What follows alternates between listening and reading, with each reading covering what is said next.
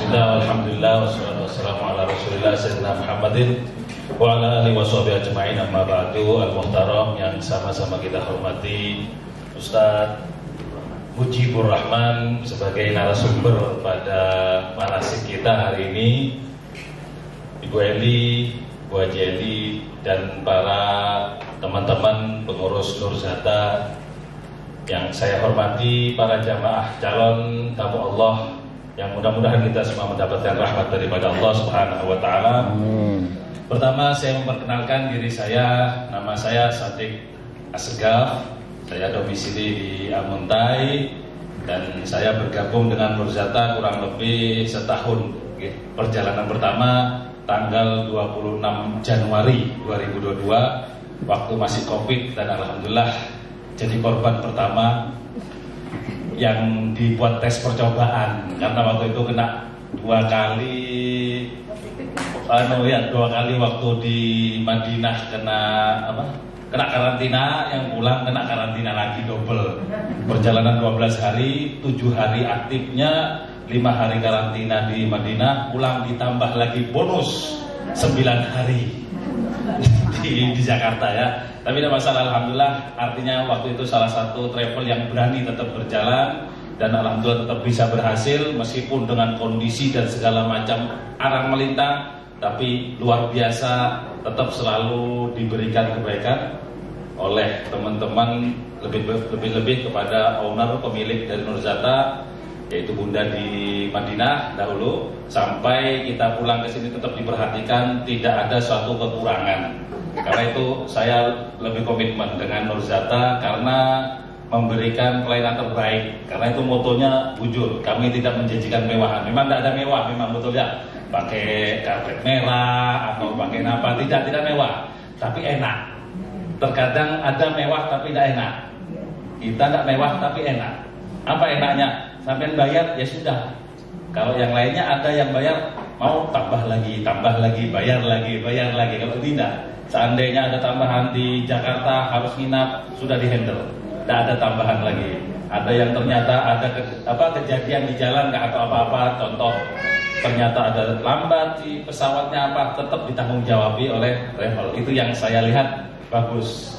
Ketika di Mekahnya juga hotelnya betul-betul dekat, meskipun tidak mewah, tapi enak. Artinya apa? Turun langsung. Ada yang mewah tapi jalan setengah pal, ada. Ya tinggal pilih aja. Kalau saya sudah tanya selama ini kepada jamaah, enak yang lebih enak daripada mewah. Enak, mewah. Paham ya? Nyambung ya? Ya kalau mewah naik Alphard larang minyaknya, ya harus resikonya seperti itu ya.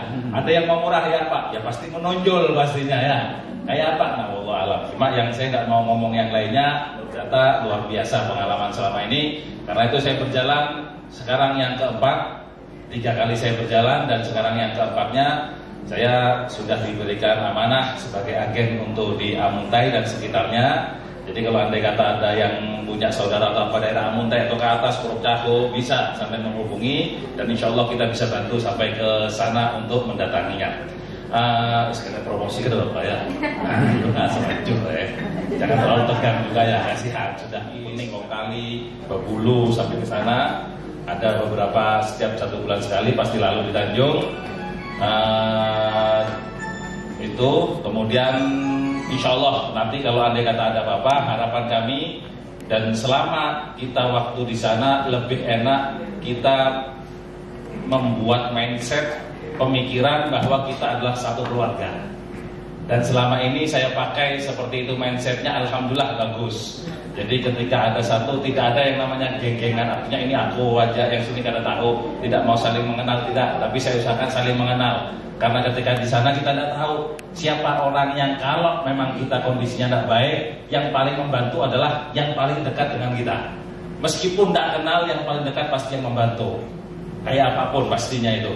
Dan alhamdulillah ya memang ada beberapa kejadian yang tersesat, ada yang kayak tadi dari kebulirit, ada juga, ada yang macam-macam. Tapi ketika ada rasa keluargaan di situ, saling menjaga, saling kita ini membantu, sehingga insya Allah bukan hanya sekedar kita bermanasik, kita bukan sekedar ibadah sendiri, tapi kita bersama-sama. Karena kalau ibadah sendiri, maka pahalanya juga sendiri. Tapi kalau berjamaah, insya Allah lebih banyak pahalanya dan lebih terbantu. Nah, makanya berkaitan tadi Tebu Lirit, saya juga ada pengalaman yang Tebu Lirit tadi.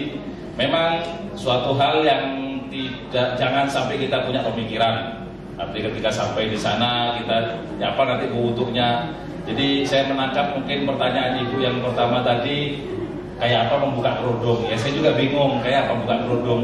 Ya memang kalau kita namanya wudhu, ya pemikiran saya di dalam tempat yang tempat khusus wudhu. Nah saya baru nyambung ketika pertanyaan ketiga tadi dari Pak Haji. Artinya ketika di tawaf, kayak apa hendak keluar tawaf. Soalnya memang jarak dari tempatnya tawaf, kita mau ke tempat wudhunya Bebinian, ya kurang lebih setengah pal hitungan saya. Mungkin para kaca, ya ada kerasaan karena banyak orangnya. Karena tidak mungkin tempat tawaf ya, harus terkeluar. Nah keluar ini, kalau rombongan, anggaplah saya setiap kali jalan itu 20 orang, 15 sampai 20. Kalau terpisah, ngalih bahasanya ya. Ngalihnya ini yang berat, ngalih. Memang syarat daripada tawaf harus punya wudhu. Artinya tidak bisi hadas. Kalau sudah sa'i tidak masalah sampean ya. Kalau sudah tawaf selesai sa'i tidak masalah. Mau berkentut mulai ujung ke ujung gak ada pampehan, gak ada masalah juga. Artinya apa? Tidak harus bisi wudhu kalau sudah sa'i. Tapi kalau tawaf wajib. Makanya tadi disarankan memang gambarannya pakai semprotan. Cuma bingungnya kayak apa? Ya mungkin kalau sampai wudhu seperti itu, kan usah dipacul. Nah kan masukkan tangan gini aja kan sudah bisa. Nah masukkan tangan gini pun bisa. Mungkin kalau ada lakinya apa ya ditutup dengan kain ihromnya ya, atau dengan apa sekiranya kada kelihatan orang. Karena memang kalau bahasanya tidak buka aurat, ya memang tidak bisa dan sebetulnya bukan termasuk daripada muharramatul umroh. Ada 9 yang mana diharamkan ketika kita ke umroh. Kalau buka aurat tidak termasuk sebetulnya ya. Karena saya pernah haji tahun 2009, itu saya berihram 5 hari, mulai 5 Dzulhijjah sampai Arafah. Kalau kata buka aurat bingung saya kayak apa, hendak nang macam-macamnya mau berherak bakal mie kada bisa ya. Jadi buka aurat bukanlah termasuk salah satu yang mengharamkan. Cuma kata Ustaz tadi yaitu yang mengurangi.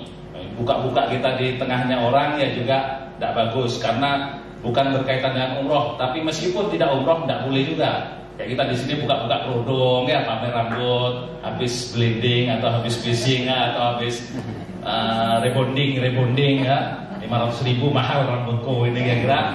Itu pun juga tidak diperbolehkan dan juga sangat haram hukumnya. Antara kalau sama-sama perempuan tidak ada masalah memang. Kalau standarisasinya antara perempuan muslimah dengan muslimah yang lainnya antara pusar sampai lintuhut. Nah, itu yang wajarnya. Tapi kalau perempuan muslimah dengan orang kafir maka badan, artinya dari leher ke bawah. Itu kayak pakai belihatan ya. Kalau sampai ada urusannya itu di luar konteks lagi sudah ya, di luar konteks. Tapi standarisasi dari Imam Syafi'i dalam kitab Taqrib Sadidat yang sudah dirampung itu perempuan dari pusat sampai lintuhut. Kalau yang laki-laki sama pusat sampai lintuhut. Tapi kalau laki-laki ketemu bebinian maka seluruh badan ya dari leher sampai lintuhut. Nah, tidak bisa. Aku kan pusat auratnya dari pusat sampai lintuhut. Di luar ada baju, haram hukumnya itu ya. Haram hukumnya, tidak bisa juga. Oh auratnya sini, itu kalau nang waktu sholat lawan nang laki-laki. Kalau nang lainnya tidak boleh hukumnya, haram. Apalagi binian, apalagi janda atau beliur, kasihan. Oh bisa nggak beliur? Ya jelas dalam Islam seperti itu ya. Dada pun juga termasuk sesuatu yang bisa menarik kepada perempuan, tidak diperbolehkan. Tidak boleh, harus ditutup kalau buat laki-laki. Nah itu yang saya tahu selama ini pengalaman saya. Jadi saya tuangkan sekaligus ini pengalaman-pengalaman yang ada. Jadi insya Allah perjalanan nanti di 6 Februari sama saya. Kalau yang selanjutnya tidak tahu lagi. Ada lagi banyak berapa ya. Insya Allah Nurjata memang selama ini tidak seperti travel lainnya. Berangkat 150, 200 ya. Karena kalau sudah terlalu banyak kadang-kadang terperhatikan. Kadang-kadang seperti itu. Jadi 40, 45. Dan saya juga sempat ngobrol dengan owner, memang seperti itu keinginannya. Meskipun sedikit tapi berbolak-balik lebih aman. Jadi fokus perhatiannya lebih maksimal. Kalau sampai 40 protes kan kelihatannya. Tapi kalau sudah 200, berucia kada kelihatan, kada diherani. Ayo umpatan banyaknya, akhirnya sangkal dalam hati. Jadi ibadah yang diinginkan adalah bagaimana betul-betul ibadah yang khusyuk. Artinya khusyuk itu senang, ridho, ikhlas. Bukan sekedar pulang saja, selesai pulang sangkal, menggerutu segala macam. Akhirnya tidak mendapatkan fadilah keutamaan ketika kita beribadah. Karena niatnya kita semua adalah ingin mendapatkan keutamaannya. Banyak dana yang kita keluarkan, banyak ya, banyak 30 juta lebih ya. Kalau saya 30 juta, tahu sampai berapa? Ada yang 40? 75 lah. Kalau 75 berduaan tapi ya lagi ini, ada tahu juga. Bisa jadi sampai keluarkan banyak, sampai mencarinya lampah uyuh. Tapi bagaimana yang sampai keluarkan ini akan mendapatkan keberkahan. Artinya apa? Pulang senang hati, kepingin berangkat lagi, ini bagus. Tapi kalau sudah pulang sangkal, takut nikah ya papa itu kada baik itu. Yang bukan dapat kenikmatan ibadah, tapi malah bersambatan lawan levelnya, itu juga tidak diinginkan dari level yang ada. Karena itu pemberangkatannya memang seperti itu, step by step. Sebagian ada 1 bulan 1 kali tolaknya 200.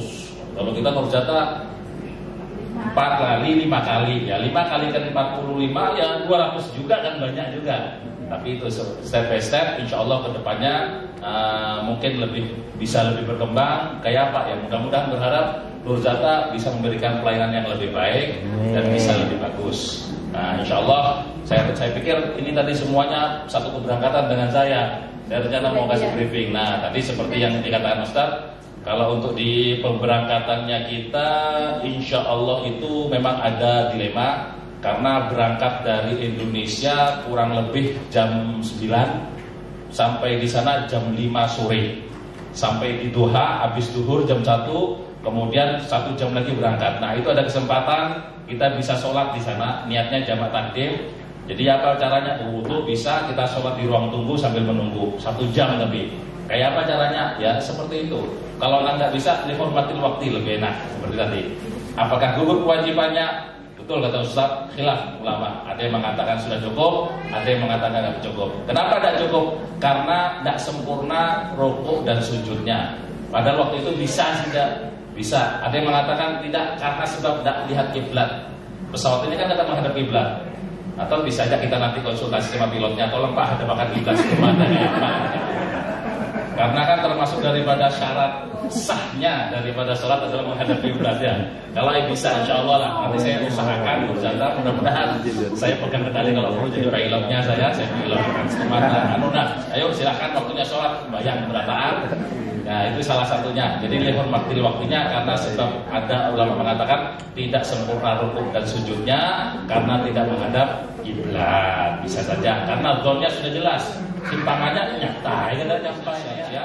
Ketika nanti turun di Jiddahnya nanti jam 5 sore, masih ada waktu 1 jam. Nah, jadi kalau tidak ada kemungkinan jamak takdim bisa, jamak takhir bisa. Tapi tetap dihormatin waktu kita sholat. Khawatirnya pas di atas tiba-tiba terbelah pesawatnya ya, naudzubillah meninggal, maka otomatis istilahnya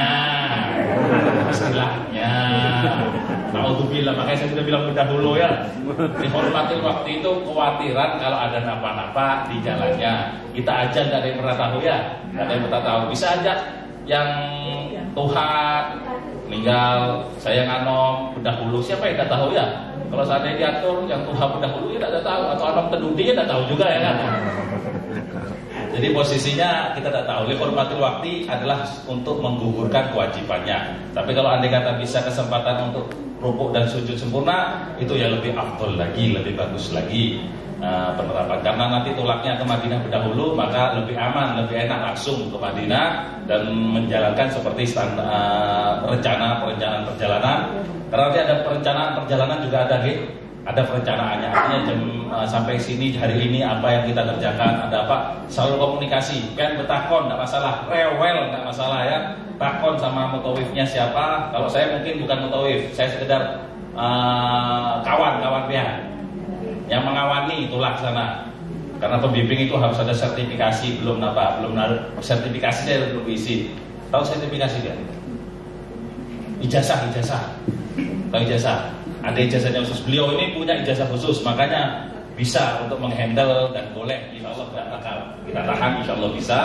Yang dulu tidak tahan, akhirnya bisa tahan sampai jalan. Kemudian kita nanti dikatakan untuk sholat di Masjid Maqam Ibrahim, berdoa nikmati. Di sana ada tulisan nikmati. Mungkin sampai bingung apa yang dinikmati, banyak makanan tidak ada. Artinya menikmati waktu kita ketika berhadapan dengan Ka'bah, Baitullah ini yang paling tepat mulia.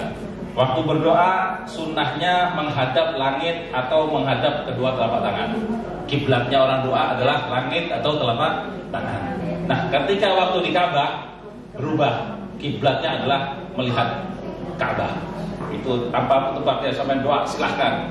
Lebih-lebih di Multazam kata Ustaz tadi, antara pintu dengan Hajar Aswad sampai berdoa apapun doanya. Ya Allah, hutang mudah-mudahan punah hutangnya, insya Allah punah hutangnya ya. Pengennya apa hajat, ya Allah hendak lagi di sini, insya Allah. Sampai hendak haji, insya Allah apapun. Nah belum kawin, ya Allah kawin, insya Allah cepat jodohnya itu ya. Allah hendak nambah anak, insya Allah dapat anaknya ya. Nama anak satu, nama dua, ya Allah hendak berbini pulang kira-kira, jangan itu jangan ya. Biar aku aja berdoa anak kayak itu, biar nggak usah ya. Apapun doanya insya Allah akan mustajab. Tapi yang betul sungguh-sungguh nikmati melihat Ka'bah. Disitulah nikmat yang sungguh luar biasa. Karena pandangan yang mendapatkan pahala adalah pandangan melihat Ka'bah. Mandang lainnya belum tentu kalau belum berniat. Tapi kalau Ka'bah ada berniat kita dapat pahala ya. Luar biasa. Mungkin ada pengalaman yang belum pernah ke sana akan mendapatkan rasa yang luar biasa, tidak didapatkan dengan memandang yang lain-lainnya. Meskipun memandang yang orang bungas seperti Ustaz ini bungas, sampai pandang lihat pahala kalau niatnya baik. Atau memandang yang manis seperti saya, itu pahala kalau yang baik ya. Sini bungasnya aku yang manisnya kan gitu Ustaz ya. Berbagi kita Ustaz, berbagi Ustaz. Kalau kelihatannya bebek marah sako ya lah, ada payung lagi. Tapi ketika melihat Ka'bah, disitulah puncaknya daripada ibadah. Karena ulama Imam Ghazali mengatakan ketika melihat Ka'bah itu adalah suatu gambaran, bayangan, suatu pandangan bagaimana ketika kita besok memandang kepada Allah Subhanahu wa taala. Nah, berdoa waktu sana, ya Allah, jadikanlah aku pandang Ka'bah seperti aku esok di yaumil qiyamah memandang kepada wajahmu. Warzuqnan nazara ila wajhikal karim. Itu nak disarankan. Habib, aku ini banyak doa yang lainnya, kada perlu nak memandang Allah, yang penting ya terserah Piana. Ini yang penting dikasih tahu. Karena puncaknya adalah seperti itu. Serah sampean punya hajat masing-masing. Keluarkan waktu itu adalah waktu yang sungguh luar biasa ketika kita bertemu dengan Allah Subhanahu wa taala. Itu saja yang sambutan yang bisa saya berikan. Karena mungkin terlalu lawas, pastinya sampai kelepahan, ustadznya juga kasihan, kelepahan. Jadi mohon maaf, saya datangnya terlambat tadi karena perjalanan dari Amuntai masih ke Paringin dulu, ngambili, datang ke sini, nanti balik lagi ke Amuntai, ke Paringin, ulak lagi ke Barabai.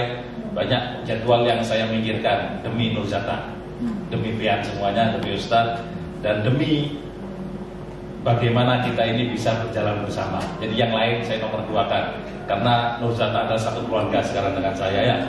Anggap bukan sekedar adalah suatu event perjalanan, tapi ini adalah bagaimana cara kita tempat berjamaahnya. Ibaratnya langgar itu, ini langgarnya kita. Ini bagaimana masjidnya kita untuk bagaimana untuk sampai kepada Allah Subhanahu wa taala.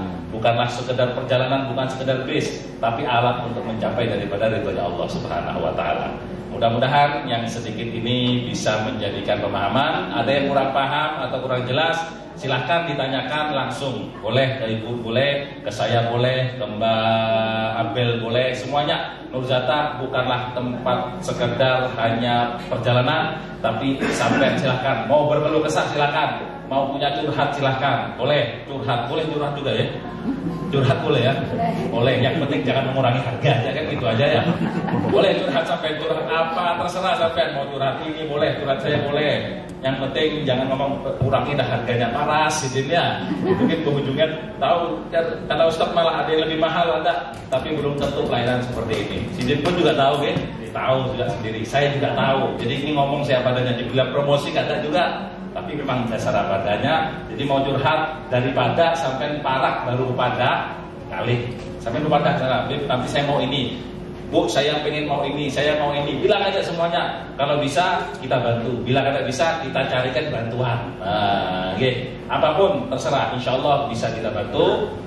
Hendak nukar ini silahkan, nggak masalah. Kita arahkan di sana.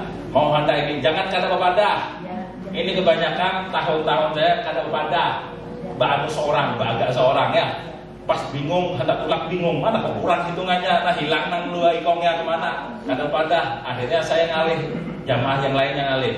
Ada kami di bandara, hati-hati, kalau yang transit atau kada, kami di bandara ya, kami dahulu nah insya Allah ditungguin atau insya Allah diperhatikan. Bila kada bahaya, ini tulang sampai hanya kami kan ngalih urusannya ya, pesawatnya tulang bingung ben mana, lainnya nah, paham ya? Karena kalau 40 orang ini termasuk juga banyak. Kadang 1-2 ikong kadang pada langsung hilang ya. Kada kelihatan. Kita pun manusia. Bukan orang ahli kasab. Kalau orang kasab saya tahu kan bekemihnya lah tadi ya. Tahu. Saya kada tahu. Kan bekemih kan Anda, belum dah kada tahu ya. Jadi bepadah. Apa-apa bepadah sampean. Lapar bepadah. Saya punya emak harus makan pagi, jam 6 harus makan bepadah. Jadi kita bisa berikan yang lebih utama. Jangan kadang bepadah, berdiam. Tiba itu sakit paru, tergulung-gulung, kadang dikasih makan jamnya. Nah, ini mengalih ya. Jadi bepadah. Apapun ketika perjalanan bepadah kan. Sama motowifnya, berpadah sama tour leadernya, bepadah sampean supaya apa? Supaya dikasih solusinya yang terbaik. Nah, demikian. Mumpung saya ingat tadi saya tambahin lagi ya. Mohon maaf tambah-tambahannya berpanjang lagi. Demikianlah yang bisa saya sampaikan. Kurang lebihnya mohon maaf. Assalamualaikum warahmatullahi wabarakatuh.